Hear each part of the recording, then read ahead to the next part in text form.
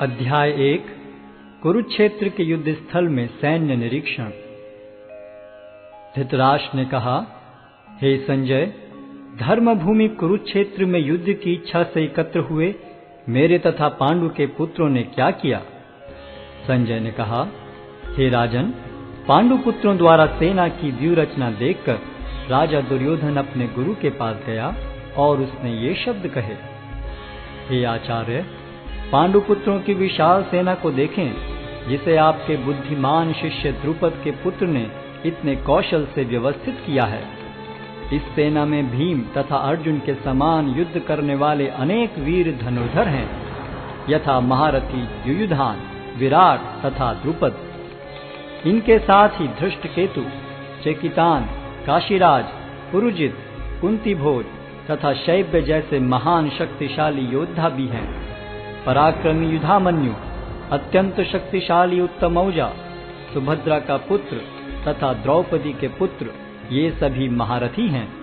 किंतु हे ब्राह्मण श्रेष्ठ, आपकी सूचना के लिए मैं अपनी सेना के उन नायकों के विषय में बताना चाहूंगा जो मेरी सेना को संचालित करने में विशेष रूप से निपुण हैं।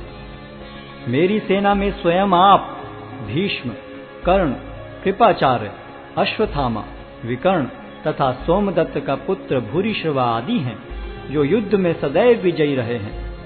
ऐसे अनेक वीर भी हैं जो मेरे लिए अपना जीवन त्याग करने के लिए उद्यत हैं। वे विविध प्रकार के हथियारों से सुसज्जित हैं और युद्ध विद्या में निपुण हैं।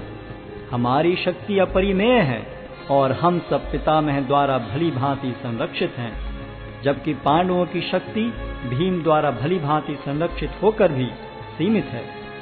अतएव सैन्य व्यूह में अपने अपने मोर्चों पर खड़े रहकर आप सभी भीष्म पितामह को पूरी सहायता दें। तब कुरुवंश के वयोवृद्ध परम प्रतापी एवं वृद्ध पितामह ने सिंह गर्जन की ध्वनि करने वाले अपने शंख को उच्च स्वर में बजाया, जिससे दुर्योधन को हर्ष हुआ। तत्पश्चात शंख, नगाड़े, बिगुल, तुरही तथा सिंह सहसा एक साथ बज उठे।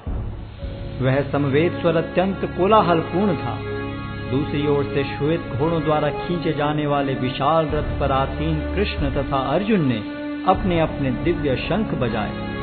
भगवान कृष्ण ने अपना पांचजन्य शंख बजाया, अर्जुन ने देवदत्त शंख तथा अति भौजी एवं अति मानवीय कार्य करने वाले भीम ने पौंड्र नामक भयंकर शंख बजाया। हे राजन, कुंती पुत्र राजा युधिष्ठिर ने अपना अनंत विजय नामक शंख बजाया तथा नकुल और सहदेव ने सुघोष एवं मणिपुष्पक शंख बजाए। महान धनुर्धर काशीराज, परम योद्धा शिखंडी, धृष्टद्युम्न, विराट, अजय सात्यकी, द्रुपद, द्रौपदी के पुत्र तथा सुभद्रा के महाबाहु पुत्र आदि सबों ने अपने अपने शंख बजाए। इन विभिन्न शंखों की ध्वनि कोलाहल पूर्ण बन गई, जो आकाश तथा पृथ्वी को शब्दायमान करती हुई धृतराष्ट्र के पुत्रों के हृदय को विदीर्ण करने लगी। उस समय हनुमान से अंकित ध्वजा लगे रथ पर आसीन पांडु पुत्र अर्जुन अपना धनुष उठाकर तीर चलाने के लिए उद्यत हुआ। हे राजन, धृतराष्ट्र के पुत्रों को व्यूह में खड़ा देखकर अर्जुन ने श्री कृष्ण से ये वचन कहे। अर्जुन ने कहा, हे अच्युत, कृपा करके मेरा रथ दोनों सेनाओं के बीच ले चलें, जिससे मैं यहाँ उपस्थित युद्ध की अभिलाषा रखने वालों को और शस्त्रों की इस महान परीक्षा में जिनसे मुझे संघर्ष करना है उन्हें देख सकूं। मुझे उन लोगों को देखने दीजिए जो यहाँ पर धृतराष्ट्र के दुर्बुद्धि पुत्र दुर्योधन को प्रसन्न करने की इच्छा से लड़ने के लिए आए हुए हैं। संजय ने कहा, हे भरतवंशी, अर्जुन द्वारा इस प्रकार संबोधित किए जाने पर भगवान कृष्ण ने दोनों दलों के बीच में उस उत्तम रथ को लाकर खड़ा कर दिया। भीष्म, द्रोण तथा विश्व भर के अन्य समस्त राजाओं के सामने भगवान ने कहा कि हे पार्थ, यहाँ पर एकत्र सारे कुरुओं को देखो। अर्जुन ने वहां पर दोनों पक्षों की सेनाओं के मध्य में अपने चाचा ताऊओं, पितामहों, गुरुओं, मामाओं, भाइयों, पुत्रों, पौत्रों, मित्रों, ससुरों और शुभ चिंतकों को भी देखा। जब कुंती पुत्र अर्जुन ने मित्रों तथा संबंधियों की इन विभिन्न श्रेणियों को देखा तो वह करुणा से अभिभूत हो गया और इस प्रकार बोला। अर्जुन ने कहा, हे कृष्ण, इस प्रकार युद्ध की इच्छा रखने वाले अपने मित्रों तथा संबंधियों को अपने समक्ष उपस्थित देखकर मेरे शरीर के अंग कांप रहे हैं और मेरा मुख सूखा जा रहा है। मेरा सारा शरीर कांप रहा है, मेरे रोंगटे खड़े हो रहे हैं, मेरा गांडी धनुष मेरे हाथ से सरक रहा है और मेरी त्वचा जल रही है। मैं यहाँ अब और अधिक खड़ा रहने में असमर्थ हूँ।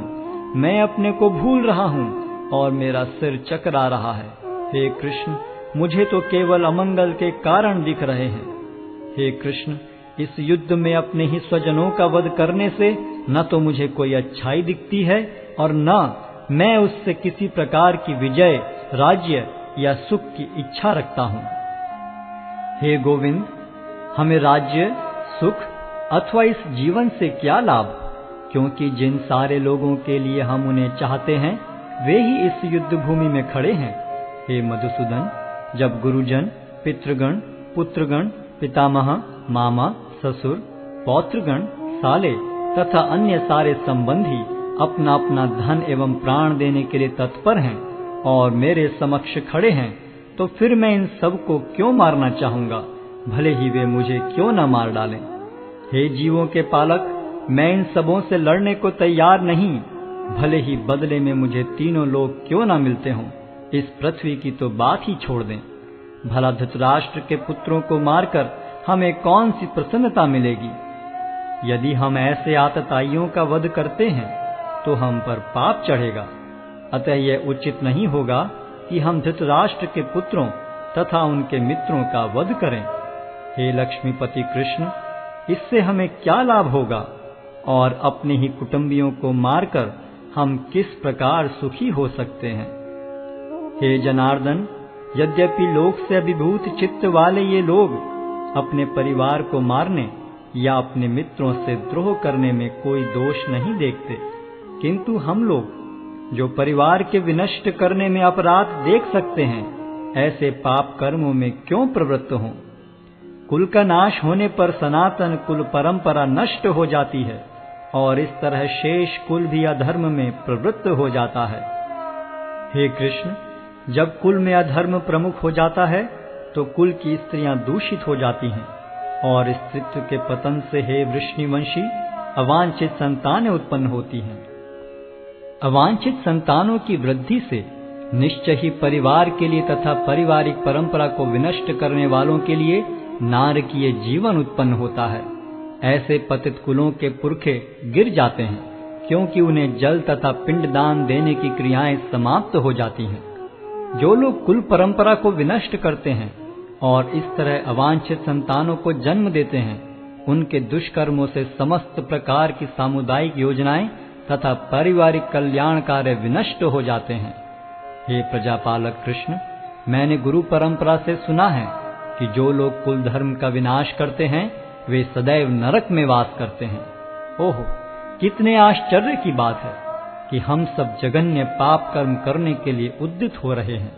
राज्य सुख भोगने की इच्छा से प्रेरित होकर हम अपने ही संबंधियों को मारने पर तुले हैं। यदि शस्त्रधारी धृतराष्ट्र के पुत्र मुझ निहत्थे तथा रणभूमि में प्रतिरोध न करने वाले को मारें तो यह मेरे लिए श्रेयस्कर होगा। संजय ने कहा, युद्ध भूमि में इस प्रकार कहकर अर्जुन ने अपना धनुष तथा बाण एक ओर रख दिया और शोक संतप्त चित्त से रथ के आसन पर बैठ गया।